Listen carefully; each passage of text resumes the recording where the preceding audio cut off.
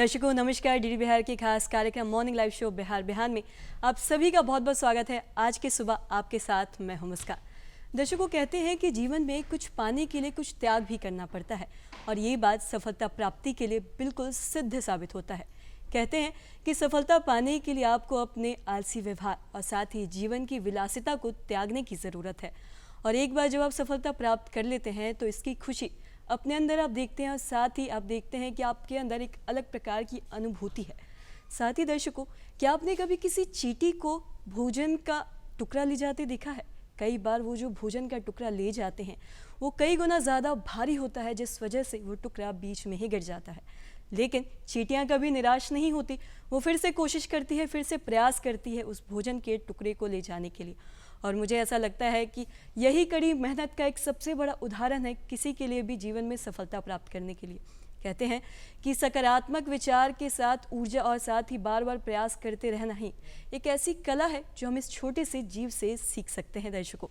और कहते हैं कि ये सफलता पाने के लिए बहुत ही ज़्यादा महत्वपूर्ण है। साथ ही दर्शकों, जैसा कि आप सभी जानते हैं कि कार्यक्रम की शुरुआत में हमारी यही कोशिश रहती है कि आपके साथ कुछ बेहतर, कुछ अच्छा साझा करें, महान विचारकों के विचार आपके साथ साझा करें। तो दर्शकों, कार्यक्रम की शुरुआत करते हैं महान पुरुष स्वामी विवेकानंद द्वारा कहे अनमोल वचन के साथ। स्वामी विवेकानंद, सबसे बड़ा पाप है। चलिए कार्यक्रम को आगे बढ़ाते हैं। स्वागत करते हैं आज के हमारे विशेष मेहमान का। लेकिन स्वागत करने से पहले इनके बारे में मैं दो शब्द कहना चाहूँगी। कहते हैं कि शिक्षा से बड़ा कोई वरदान नहीं और शिक्षक के आशीर्वाद से बड़ा कोई सम्मान नहीं। दर्शकों, आज के जो हमारे खास मेहमान हैं ये है जो दरभंगा से ताल्लुक़ रखते हैं और साथ ही आपको बता दूं कि ये है डॉक्टर अशोक ज्योति और सहायक प्रोफेसर हैं BHU में। साथ ही दर्शकों आपको बता दूं कि इनकी अब तक 18 पुस्तकें प्रकाशित हो चुकी हैं। सर, बहुत बहुत स्वागत है आपका हमारे खास कार्यक्रम में। बहुत धन्यवाद आपका, और बिहार विहान के सभी दर्शकों को मैं सादर नमस्कार करता हूं। अशोक जी, आपसे ये तो आप बखूबी जानते ही होंगे कि कहते हैं कि जो साहित्यकार होता है वो सृजन तो करता ही है, साथ ही साथ सृजनकर्ता भी कहलाता है। अगर आपसे जानना चाहेंगे कि आपके अनुसार आप साहित्य की क्या परिभाषा समझते हैं, क्या परिभाषा बताना चाहते हैं? बहुत अच्छा प्रश्न किया आपने मुस्कान जी। दरअसल मनुष्य साहित्य आधारित होता है, और जैसा आपने कहा कि एक सृजनकर्ता के रूप में भी साहित्यकार को देखा जाता है।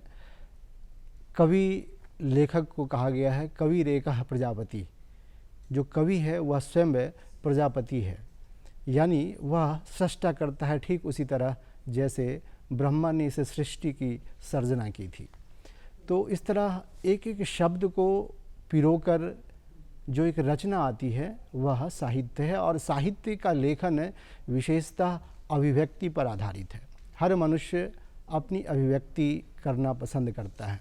हम एक दूसरे से संवादशील होते हैं, संप्रेषणशील होते हैं, और हमारी संप्रेषणशीलता की यही भावना हमें कुछ अभिव्यक्ति की ओर प्रेरित करती है, और फिर हम एक दूसरे से संवादशील होते हैं जब शब्दबद्ध करने की, उस अभिव्यक्ति को जब शब्दबद्ध करने की हमारे मन में एक ललक उत्पन्न होती है, तब किसी साहित्य की रचना होती है। और वह साहित्य न केवल हमारे विचारों, भावों को आगे ले जाता है, बल्कि कभी कभी हम उसमें अपना इतिहास भी प्राप्त करते हैं। तो साहित्य के अंदर हमें जहाँ एक मनुष्य की प्रवृत्ति का हम अध्ययन करते हैं, हम वहीं समाज की प्रवृत्ति का भी अध्ययन करते हैं। और यह साहित्य अतीत, वर्तमान और भविष्य तीनों ही से जुड़ जाता है। जी अशोक जी, कहते हैं कि जो साहित्य होता है ना, वो हमारे समाज को एक नया रूप देता है, एक बेहतर रूप देता है, और कहीं ना कहीं इतिहास भी इसका गवाह है, और साथ ही वर्तमान में भी कहीं ना कहीं अपना भूमिका अदा कर रहा है। अगर साहित्य की बात करें तो आपकी साहित्यिक प्रेरणा कौन रहे, क्या बताना चाहेंगे? बहुत अच्छा प्रश्न किया, और हर व्यक्ति के लिए कोई ना कोई एक प्रेरक व्यक्तित्व तो होता है। मेरे गुरु आचार्य निशांत केतु जी हैं, जो पटना विश्वविद्यालय में हिंदी के प्राध्यापक थे, और अवकाश ग्रहण के बाद इन दिनों वो गुरुग्राम में रहते हैं। एक भाषा शास्त्री हैं, लगभग 150 पुस्तकें हैं उनकी। उनकी कहानियों पर ही मैंने पीएचडी की है, 100 कहानियाँ हैं उनकी। तो बाबा साहब भीमराव अंबेडकर बिहार विश्वविद्यालय मुजफ्फरपुर से प्रोफेसर सुधा कुमारी के निर्देशन में मेरी पीएचडी शोधोपाधि है। मेरी प्रेरणा के स्रोत वही हैं, साहित्य की ओर मुझे मोड़ने का उनका ही योगदान है। दरअसल मंचों पर उनको सुनते हुए मैंने उन्हें जब ज्ञान के अनेक आयामों से गुजरते हुए और श्रोताओं को गुजारते हुए देखा तो मुझे लगा कि इनसे संपर्क करना चाहिए और ज्ञान ग्रहण करना चाहिए। वो एक अच्छे भाषा शास्त्री हैं, तो वह भाषा शास्त्री का गुण जो उनका है वह विशेष रूप से मुझे प्रभावित कर गया और मैंने उनसे कुछ सीखने का प्रयास किया है। उनकी कहानियों से सीखने का प्रयास किया है। जिसमें आपने समाज की बात की तो उनकी कहानियों में समाज पूरी तरह द्योतित होता है।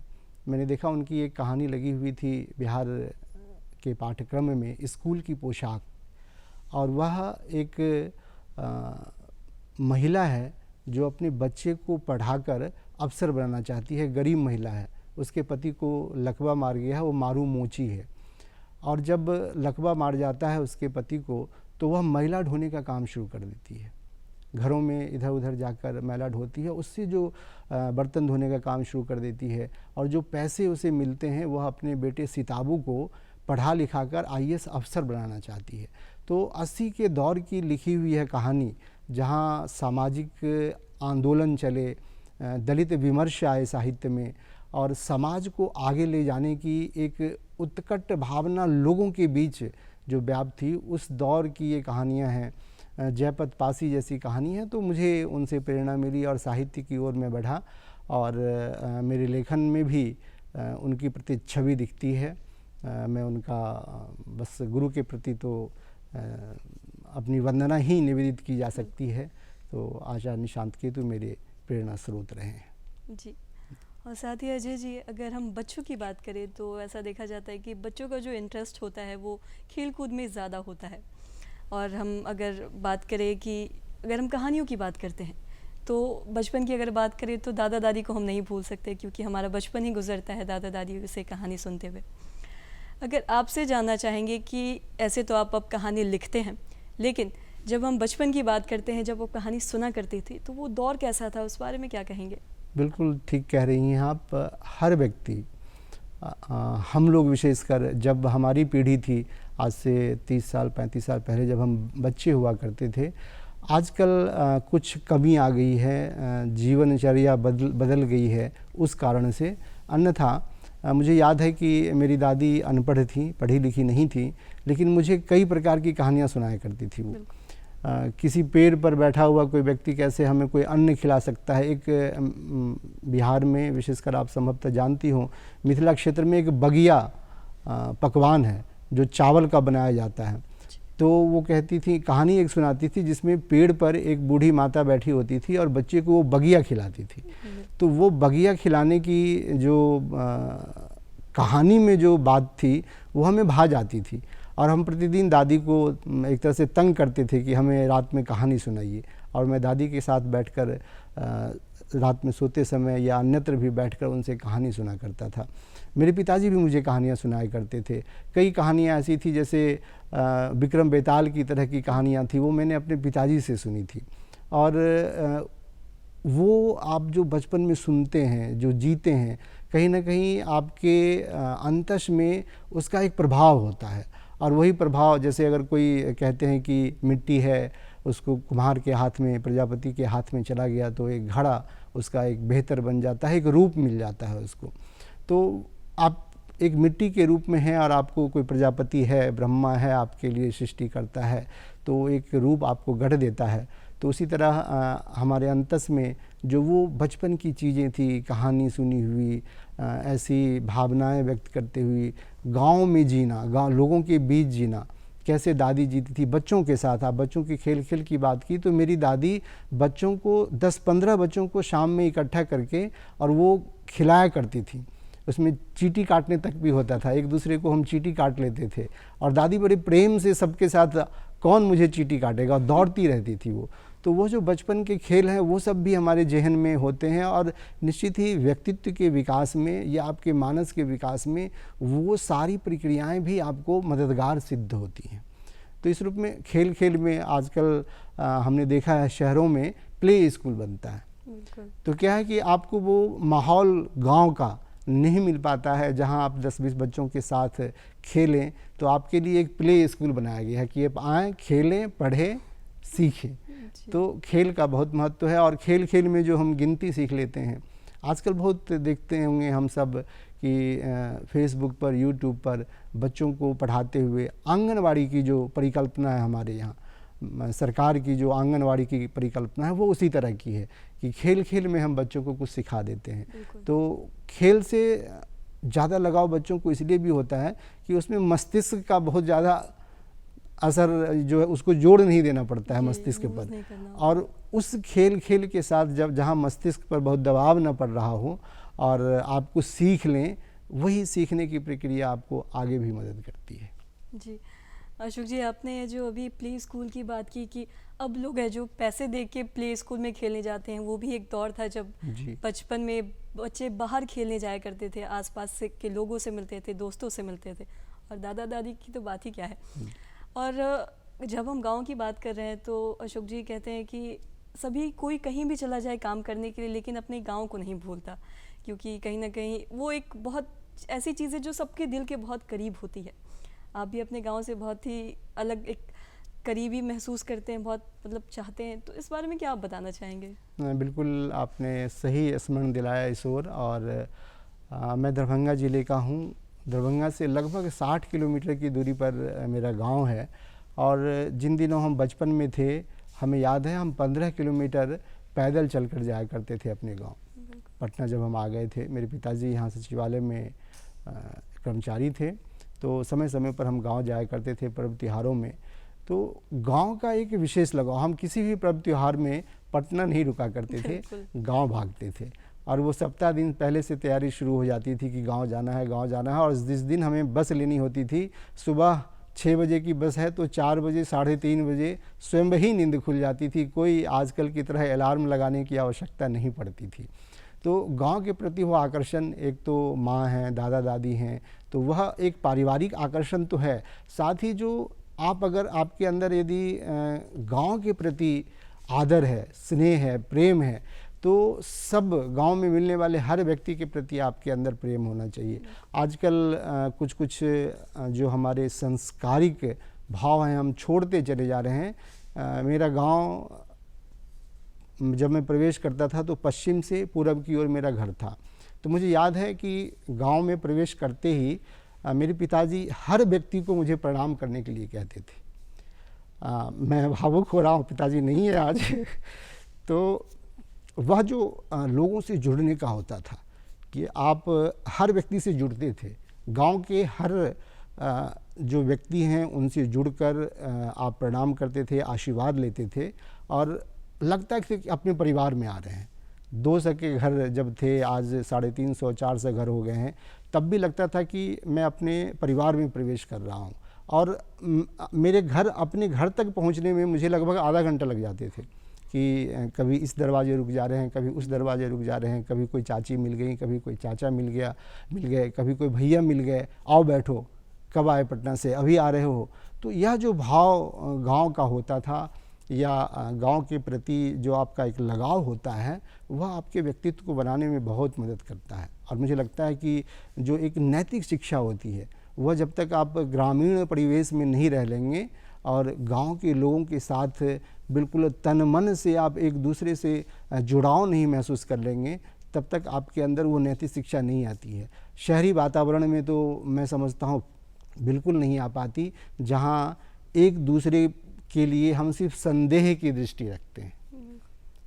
अविश्वसनीयता की भावना हमारे अंदर इतनी बढ़ जाती है शहरी वातावरण में कि हम जुड़ाव महसूस नहीं कर पाते, पड़ोसी से भी बात करना पसंद नहीं करते।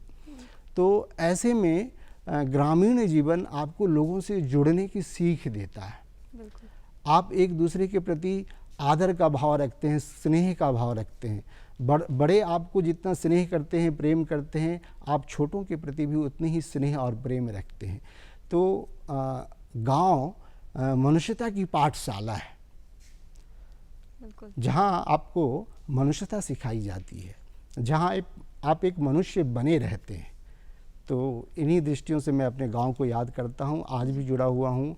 दूर रहने पर भी हर क्षण महसूस करता हूँ कि नहीं, मुझे आज गांव रहना चाहिए। अगर साहित्यिक परिवेश की अगर बात करें, वर्तमान की साहित्यिक परिवेश की, तो देखा जाता है कि काफ़ी कुछ बदलाव आया है। सोशल मीडिया का दौर आ गया है, काफ़ी लोग काफ़ी कुछ लिख रहे हैं, कुछ अच्छा भी लिखते हैं। तो क्या लगता है कितना बदलाव आया और इसको आप किस तरीके से देखते हैं?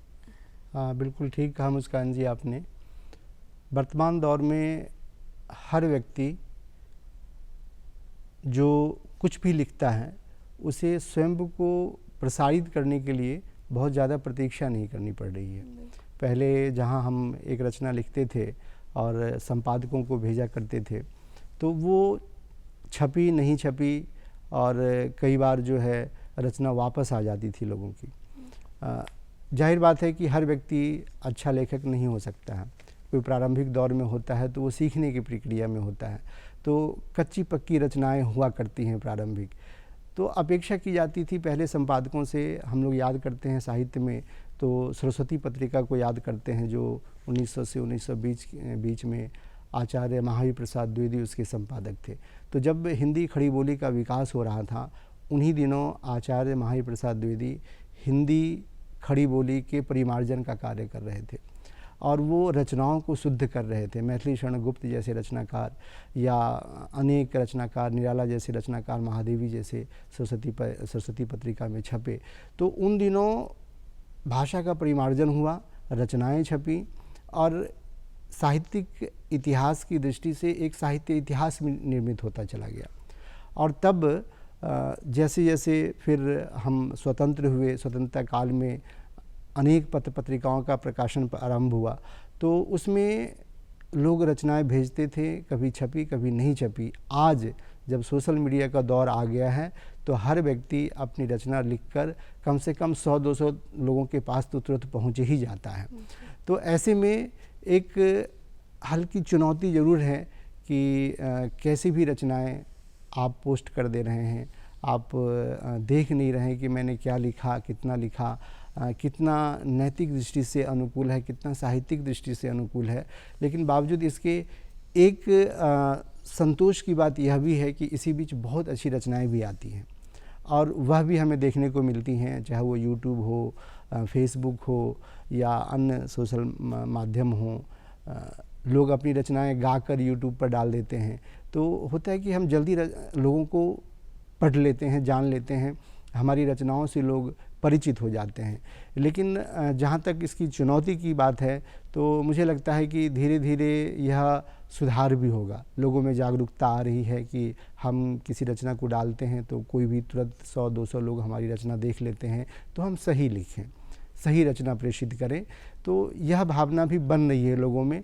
तो सोशल मीडिया से हमें लाभ अवश्य हुआ है कि हम तुरंत अपनी रचनाएं, अपना लेखन, अपनी मनोभावना दूसरों तक पहुंचा लेते हैं। बिल्कुल। और अशोक जी, आप है जो कहीं ना कहीं देखा जाए तो समाज के लिए कुछ करना चाहते हैं, मनुष्यता के लिए कुछ करना चाहते हैं। और आपकी एक पुस्तक है, पुस्तक का नाम है लुधियाना ज़िले के हर घर में शौचालय। तो इस पुस्तक के बारे में आप क्या बताना चाहेंगे? किस सोच के साथ आपने ये पुस्तक लिखी थी? हाँ जी मुस्कान जी, मेरी कई पुस्तकों के बीच आपने इस पुस्तक का नाम लिया है। निश्चय ही ये मेरे लिए एक चुनौती का काम था जब मैंने इस पुस्तक का लेखन किया था। और शौचालय जो शब्द है इसमें, लुधियाना ज़िले के हर घर में शौचालय, तो मैं उसके संबंध में बताऊं। शौचालय की अवधारणा जो है, सार्वजनिक शौचालय की अवधारणा हमारे यहाँ से शुरू हुई, बिहार से शुरू हुई और पद्म भूषण डॉक्टर विंदेश्वर पाठक ने इसे वैश्विक मान्यता दिलाई। तो हम याद करें उस दौर को जब 1970 में उन्होंने सुलभ शौचालय संस्थान की स्थापना की, जो बाद में अभी सुलभ इंटरनेशनल सोशल सर्विस ऑर्गेनाइजेशन के नाम से वह संस्था जानी जाती है। तो डॉक्टर विंदेश्वर पाठक ने सार्वजनिक जीवन में स्वच्छ कैसे रहे, हमारा वातावरण स्वच्छ कैसे रहे, और विशेषकर महिलाओं के लिए आप देखें, वो आप लोगों ने वो दिन नहीं देखे हैं, हम लोगों ने वो दिन देखे हैं गाँव में, और आज भी कभी कभी देखने को मिल जाते हैं। हालांकि प्रधानमंत्री नरेंद्र मोदी जी ने इज्जत घर इसका नाम दिया और अब हर घर में शौचालय बनाए गए हैं, बन गए हैं और महिलाओं को अब वो पीड़ा नहीं झेलनी पड़ती है जब सूर्योदय से पहले और सूर्यास्त के बाद ही वो शौच के लिए बाहर जाया करती थी। और मेरा व्यक्तिगत अनुभव है कि हम लोटा लेकर किलोमीटर 2 किलोमीटर दूर जाया करते थे गांव में शौच करने के लिए। तो डॉक्टर विंदेश्वर पाठक ने यह अवधारणा दी कि हम शौचालय बनाएं, घर में बनाएं, रेलवे स्टेशन बस अड्डे पर हम जाएं तो हमें वह सुविधा मिले, तो सार्वजनिक शौचालय भी बनवाए उन्होंने और घरों में शौचालय बनाने की भी जागरूकता उन्होंने दी। 2014 में जब माननीय प्रधानमंत्री ने स्वच्छ भारत अभियान की शुरुआत की तो भारती फाउंडेशन ने, जो एयरटेल की एक इकाई है, भारती फाउंडेशन ने लुधियाना ज़िले में 100 करोड़ रुपए खर्च करके हर घर में शौचालय बनाए। और इस पुस्तक को लिखने के लिए मैं लुधियाना ज़िले गया था। वहाँ गांव-गांव में मैं गया, कई गांव में गया जहाँ ऐसे घर भी दिखे जो 2-2, 3-3 मंजिले घर थे। हम पंजाब के बारे में जानते हैं, एक कृषि संपन्न राज्य है और समृद्ध राज्य है। वहाँ भी देखा हमने कि बड़े बड़े घर हैं लेकिन घरों में शौचालय नहीं था। तो भारती फाउंडेशन ने उन घरों में भी निःशुल्क शौचालय बनाए, अपने खर्चे से बनाए और डॉक्टर विंदेश्वर पाठक ने सुलभ इंटरनेशनल के माध्यम से वहाँ शौचालय निर्माण का कार्य किया था। तो मुझे यह पुस्तक लिखने के लिए भेजा गया कि लोग किस कठिनाई में पहले थे और अब जब शौचालय बन गए हैं तो उनको क्या अनुभव हो रहा है, कितना लाभ मिल रहा है। तो महिलाएं, पुरुष सबसे मुझे 105 वर्ष के एक व्यक्ति मिले जिन्होंने विभाजन की त्रासदी देखी थी और वो लुधियाना ज़िले का बॉर्डर था। उन्होंने कहा कि जिस दिन विभाजन हुआ और मैं पंजाब के ये पाकिस्तान के क्षेत्र में मैं पढ़ता था, तो रात में अनाउंसमेंट किया गया माइक से कि आज रात यहाँ से आप इस गांव को छोड़ दें, नहीं तो सुबह तक आपकी जान नहीं बचेगी। वह रिकॉर्डेड है मेरे पास। ऐसे लोग भी मुझे मिले, हालांकि वो एक इतर विषय है। तो हमने वह लुधियाना ज़िले के हर घर में शौचालय जो किताब तैयार हुई वह उसी परिप्रेक्ष्य में, तो वह हमने देखा कि महिलाएं कितनी खुश हैं, जो कोई अशक्त व्यक्ति हैं वो कितने खुश हैं कि उनके घर में शौचालय बन गया है। और इस पुस्तक के साथ एक और विशेषता यह जुड़ी कि 19 नवंबर को विश्व शौचालय दिवस मनाया जाता है। तो विश्व शौचालय दिवस के अवसर पर 19 नवंबर 2015 को अभी माननीय सांसद हैं और प्रसिद्ध अभिनेत्री हैं हेमा मालिनी जी ने इस पुस्तक का लोकार्पण दिल्ली के महाबलंकर सभागार में किया था। तो काफ़ी प्रसिद्ध रही है पुस्तक और मुझे भी बहुत प्रिय है, इसलिए भी कि लोगों की व्यक्तिगत कठिनाई से, समाज की व्यक्तिगत कठिनाई से सीधी जुड़ी हुई पुस्तक है। तो इस रूप में आपका ध्यान गया, मैं आपको धन्यवाद देता हूँ कि और यही एक दृष्टि होती है जब आप साहित्य के माध्यम से तो समाज से जुड़ते ही हैं, ऐसे अनछुए पहलू से भी आप जुड़ते हैं। तो बहुत धन्यवाद आपका। और मेरी यह पुस्तक मुझे लगता है कि हज़ारों लोगों के पास पहुंची है और लोगों ने जाना है कि शौचालय का महत्व क्या है। अभी दुखद एक पक्ष इसके साथ यह भी है कि पिछले 15 अगस्त को माननीय डॉक्टर विंदेश्वर पाठक जी का देहावसान हो गया। मैं इस विहार विहान के माध्यम से उन्हें अपनी श्रद्धांजलि अर्पित करता हूँ। जी। और अशोक जी, कहीं ना कहीं एक समाज पे लिखने के लिए एक बहुत अच्छी सोच चाहिए होती है। किसी भी चीज़ के लिए लिखने के लिए, किसी के बारे में समझने के लिए देखना पड़ता है, काफ़ी कुछ समझना होता है, उस चीज़ को फील करना होता है। और साथ ही जैसे कि अब तक आपकी 18 पुस्तकें प्रकाशित हो चुकी है, तो आपके दिल के करीब कौन सा है? ऐसे किसी रचनाकार के लिए कहना थोड़ा सा मुश्किल हो जाता है, ठीक वैसे ही जैसे किसी माता के लिए ये कहना मुश्किल होता है कि कौन से उसकी संतान ज़्यादा प्रिय है, ठीक वैसे ही एक रचनाकार के लिए कहना थोड़ा मुश्किल होता है। हालांकि फिर भी आपसे जानना चाहेंगे, ऐसी कौन सी पुस्तक है जो आपके दिल के बहुत करीब है? जी धन्यवाद मुस्कान जी। मुस्कान जी, कविताएँ लिखी हैं मैंने, निबंध लेख भी लिखे हैं, लेकिन मेरी एक पुस्तक है जो मेरे जीवन की प्रारंभिक पुस्तक है वो, और सबसे पहले उस पर मैंने शोध कार्य किया था। मुझे भारत सरकार के संस्कृति मंत्रालय के द्वारा वरिष्ठ और कनिष्ठ दोनों फेलोशिप प्रदान किए गए हैं, सीनियर जूनियर फेलोशिप। तो और सांस्कृतिक पक्षों को लेकर मैंने काम किया। तो एक मेरा काम था हिंदी कविताओं में हिमालय, तो वह शोध कार्य है मेरा, और मैंने उसमें हिमालय से हम कैसे जुड़े हुए हैं या हमारी संस्कृति कैसी जुड़ी हुई है। हम जानते हैं कि कोई भी पुराण हमारा, कोई भी हमारा वेद ग्रंथ भी या अब वर्तमान समय की भी जो रचनाएं हो रही हैं वो हिमालय से अछूती नहीं रही हैं। चूँकि हिमालय हमारी सांस्कृतिकता का केंद्र रहा है, हिमालय से नदियाँ निकलती हैं, तो वो हमारी जीवनदायिनी नदियाँ होती हैं, हमारी संस्कृति की पोषक होती है, हमारी कृषि की पोषक होती हैं, हमें जल देती हैं। तो इस तरह से मैंने हिमालय पर जो काम किया, हिंदी कविताओं में हिमालय, वह पुस्तक मुझे बहुत पसंद है। और हिमालय से जुड़ी हुई जो रचनाएं हैं, वेद से लेके अब तक वर्तमान समय तक, उन सभी रचनाओं का मैंने उसमें मूल्यांकन किया है।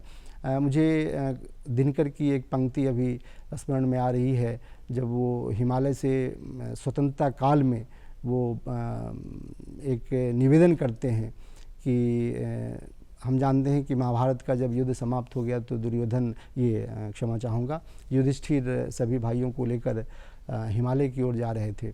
तो वो हिमालय से आह्वान करते हैं कि रे रोक युधिष्ठिर को न यहाँ, जाने दे उसको स्वर्ग धीर, पर फिरा हमें गांडीव गदा, लौटा दे अर्जुन भीम वीर। कहते हैं युधिष्ठिर को जाने दो, लेकिन हमें भीम चाहिए, हमें अर्जुन चाहिए, हमें वो गदा चाहिए, हमें वो वीर चाहिए जो देश की स्वतंत्रता में अपना योगदान दे सके। तो हिमालय को इस तरह देखा उन्होंने।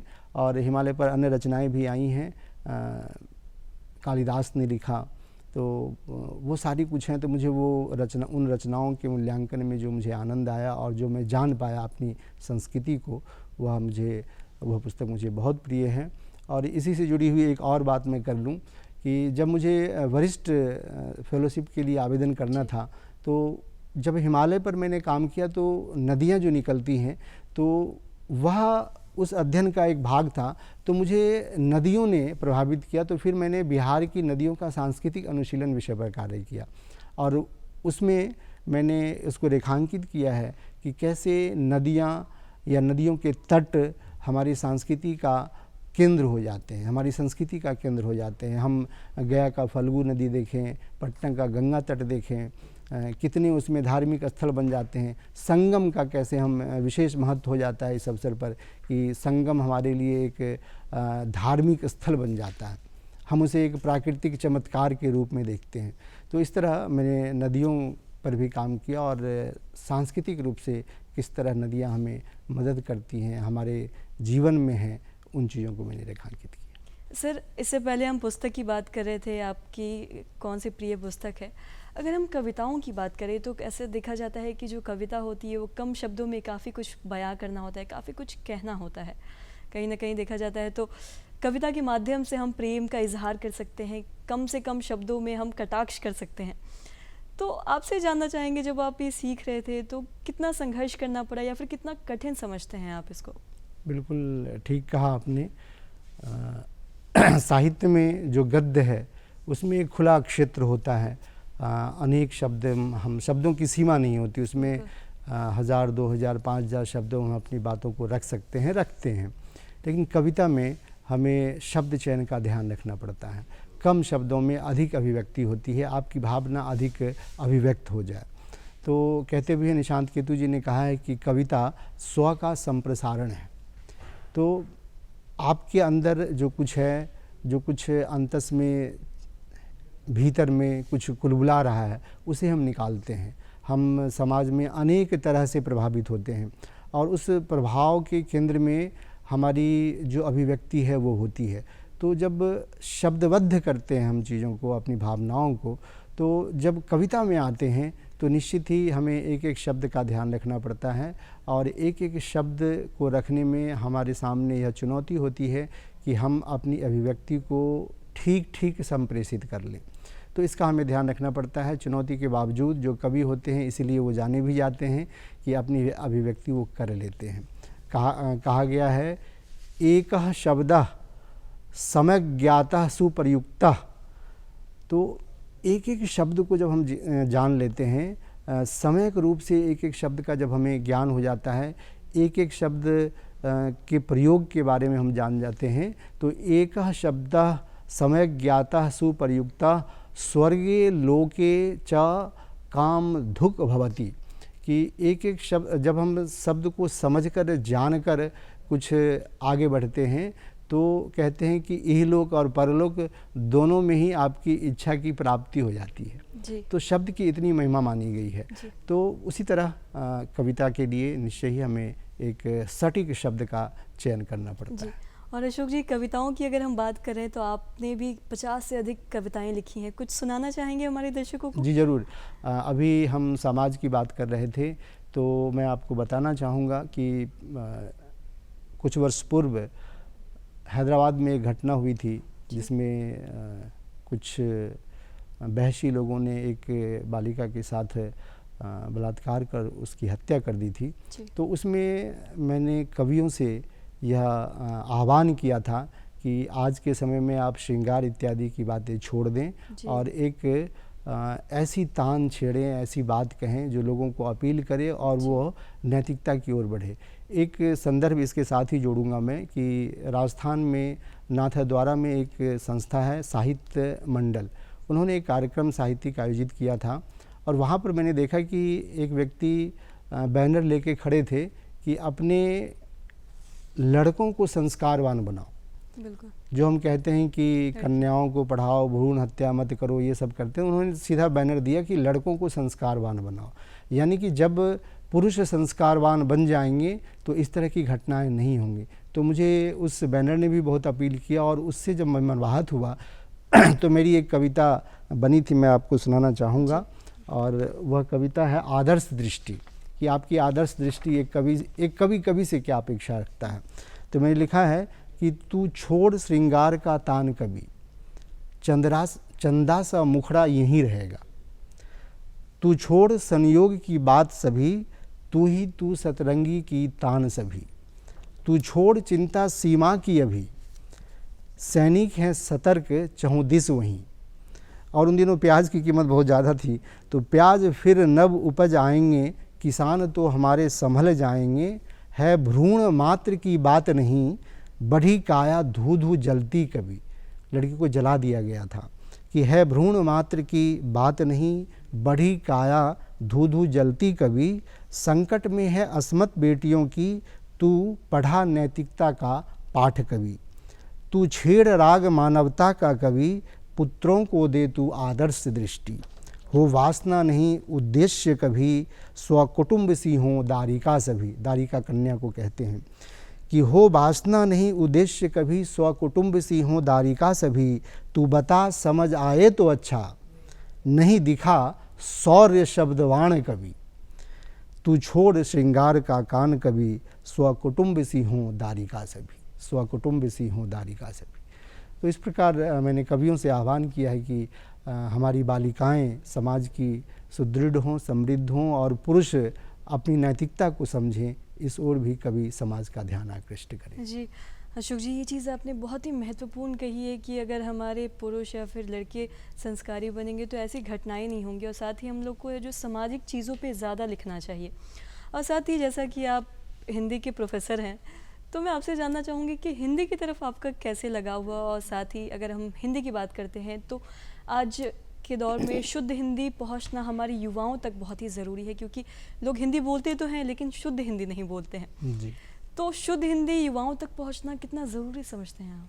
नहीं, बहुत। और साथ ही एक और चीज़ में मैं जानना चाहूँगी कि हिंदी विज्ञान लोगों के लिए जानना कितना ज़रूरी है? बहुत सही प्रश्न का हमारे सम्मुख रखा आपने। और दरअसल क्या है कि बिहार के परिप्रेक्ष्य में विशेष रूप से मैं कहूँगा कि हम स्थानीय बोलियों से बहुत प्रभावित होते हैं। हमारी जो अपनी बोलियाँ हैं, मगही, मैथिली, भोजपुरी, अंगिका, बजीका, तो वह तो ठीक है, हमारी अपनी बोली है, हमें उसका सम्मान करना चाहिए, हमें बोलना भी चाहिए। और कहीं भी विश्व के किसी भी कोने में अपनी बोली का प्रयोग कर, अपनी मातृभाषा का प्रयोग कर कभी भी हीन भावना से ग्रसित नहीं होना चाहिए। बावजूद इसके जब हम बाहर निकलते हैं, हम एक जगह से दूसरी जगह जाते हैं, वहाँ हमें भाषा को ठीक रखना पड़ता है। तो स्त्रीलिंग पुल्लिंग शब्दों का एक उच्चारण, शब्द की सही व्युत्पत्ति क्या है, इन चीज़ों की जानकारी हमारे लिए बहुत ही आवश्यक है। और मैं विशेषकर कई बार हिंदी के विद्यार्थियों को भी देखता हूँ कि वो शुद्ध हिंदी नहीं लिख पाते हैं, कई शब्द वो अशुद्ध लिख कर आ जाते हैं। तो ठीक है कि वो इस सीखने की एक प्रक्रिया है, लेकिन बावजूद इसके हमारी अपेक्षा रहती है कि जब आप स्नातकोत्तर स्तर पे आ जाते हैं तो आप शुद्ध हिंदी सीखें, शुद्ध लिखें। तो शब्द बनने की प्रक्रिया, शब्दों का उच्चारण, लिंग निर्णय, वाक्य में एक वचन बहुवचन का ध्यान रखना, इन सभी बातों का ध्यान रखना बहुत ही आवश्यक होता है।